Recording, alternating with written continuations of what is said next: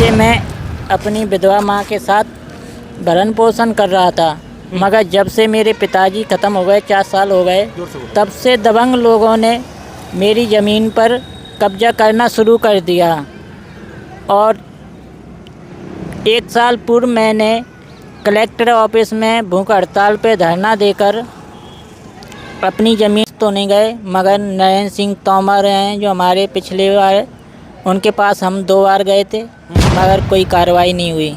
Office आता हूँ तो उससे 24 घंटे पहले मैं खाना छोड़ देता हूँ, पानी तक नहीं पीता हूँ। कल शाम को मैंने पानी पिया, खाना खाया। जब मैं आता हूँ रास्ते में तो मुझे बाथरूम वगैरह का भी डर होता है। तस्वीर में जो आपको शख्स दिख रहे हैं, आप पहले इन शख्स को देखिए। दबंग इनके लायक हैं या ये दबंग के लायक हैं? लेकिन ये मुरैना है और यहाँ के दबंग इतने दबंग हैं कि लोगों की ज़मीन पर कब्जा कर लेते हैं। ये व्यक्ति दिव्यांग है और दिव्यांग व्यक्ति अपने पैरों से चल नहीं सकता। आज जन सुनवाई है, मंगलवार है और मुरैना कलेक्ट्रेट में हज़ारों की संख्या में लोग आवेदन लेकर के खड़े हैं न्याय की आस में, क्योंकि कलेक्टर लोकेश जांगेड़ एक बार जुलानिया कलेक्टर साहब आए थे, उनकी तरह कार्य कर रहे हैं। ये भी आए हैं, लगातार हर जन सुनवाई में आते हैं। इनकी समस्या है, अब समस्या क्या है ये आप इनके मुख से सुन लीजिए। क्या नाम है आपका? मेरा नाम प्रदीप सिंह तोमर, रछेड़ गांव से आया हूँ।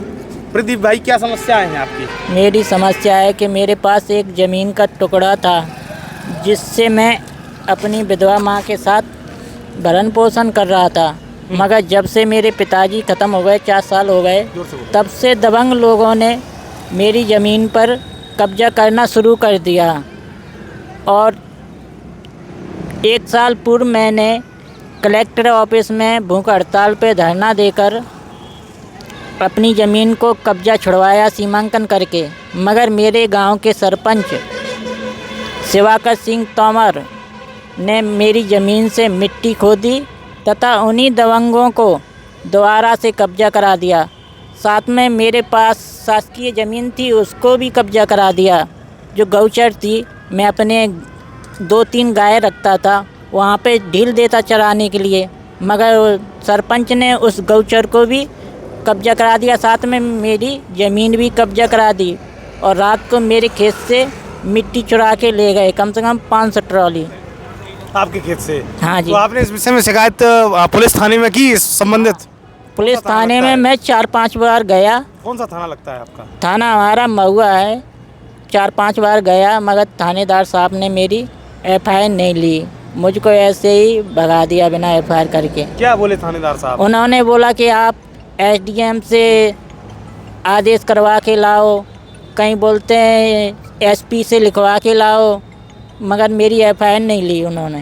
कितने सालों से आप यहाँ चक्कर लगा रहे हैं न्याय के लिए? मैं यहाँ पर कम से कम 2 साल से लगा रहा हूँ। 1 साल पहले मैंने चक्कर लगाए थे 4-5, तब जाकर मैं भूख हड़ताल पे बैठ के यहाँ पे अपने कब्जा छुड़वाया था ज़मीन का, मगर फिर से दबंगों ने उस पर कब्जा कर लिया।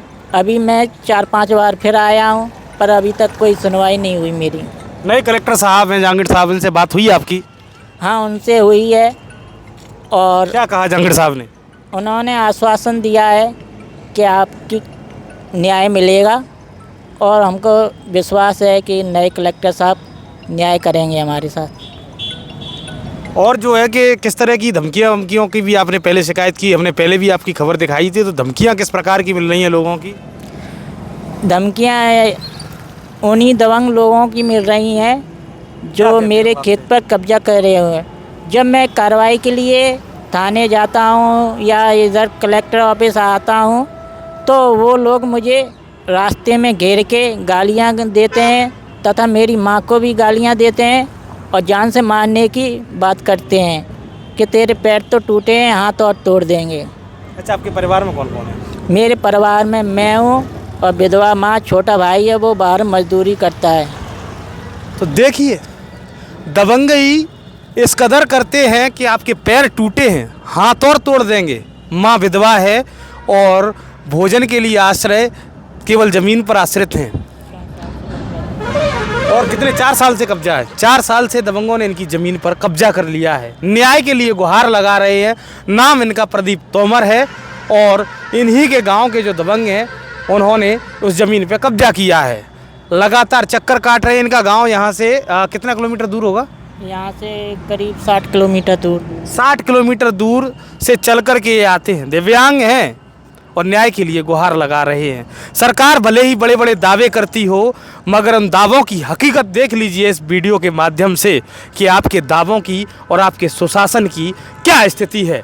उन हुक्मरानों को ये वीडियो देखना चाहिए जो वोट लेते समय आप जाते हो इन गाँव में और उस जनता जनार्दन का वोट लेने के बाद आप उस ऐसी हालत में उनको छोड़ देते हो। आप न्याय की बात करते हो लेकिन न्याय लोकतंत्र की इस दहलीज पर दम तोड़ देता है। और भी उनकी समस्याएं हैं, ये हम उनसे जानेंगे। और किस प्रकार की समस्या है प्रदीप जी? मैं जब कलेक्टर ऑफिस आता हूँ तो उससे 24 घंटे पहले मैं खाना छोड़ देता हूँ, पानी तक नहीं पीता हूँ। कल शाम को मैंने पानी पिया, खाना खाया। जब मैं आता हूँ रास्ते में तो मुझे बाथरूम वगैरह का भी डर होता है, किधर जाऊँगा किधर नहीं, इसलिए मैं खाना और पानी पीता नहीं हूँ। अभी कल शाम को पिया था, अभी तक मैंने ना खाना खाया ना पिया है। अब घर जाके ही खाना खाऊंगा और पानी पीऊँगा। एक दिव्यांग होने का दर्द क्या होता है आप देखिए।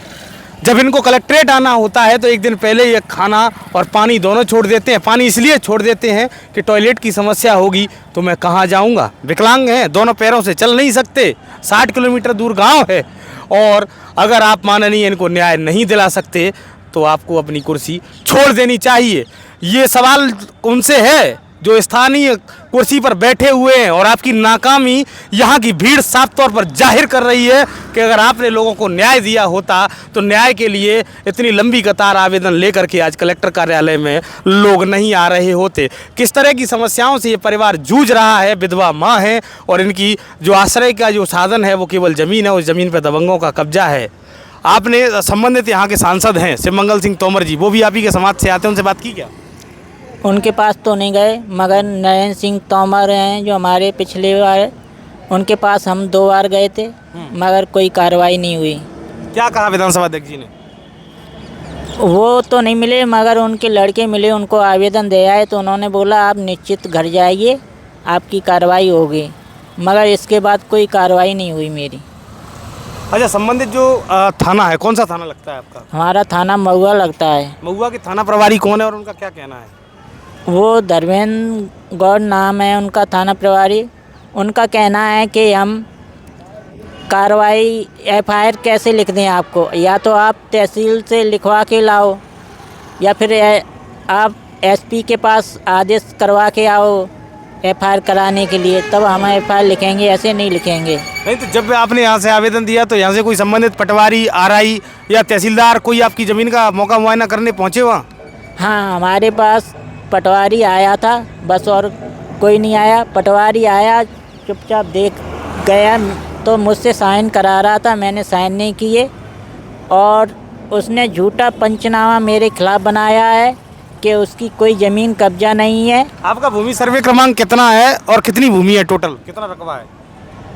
मेरी भूमि क्रमांक है 482, सर्वे नंबर। ज़मीन किसके नाम पर है? और ज़मीन मेरे पिताजी के नाम पर है और पिताजी के वहाँ के नाम पर हस्तांतरित होगी ज़मीन तो अभी नहीं हुई है। अच्छा। हाँ, और 43 बिस्वा ज़मीन है जो 4 साल से बंजर पड़ी है। वही हमारी साधन था भरण पोषण के लिए, आज हम पे कर्जा तक हो गया है। माननीय कलेक्टर साहब से आप क्या चाहते हो?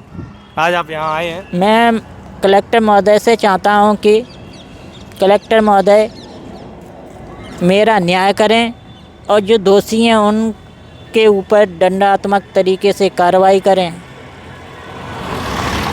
तो आप देखिए, न्याय के लिए कलेक्ट्रेट की दहलीज पर बैठा हुआ दिव्यांग आज न्याय की गुहार लगा रहा है। मुख्यमंत्री मोहन यादव जी निःशक्त जनों की बात करते हुए, तस्वीरें खिंचाते हुए उन मंत्री जी को ये तस्वीरें देख लेनी चाहिए कि आज क्या स्थिति है गांव के दिव्यांगों की।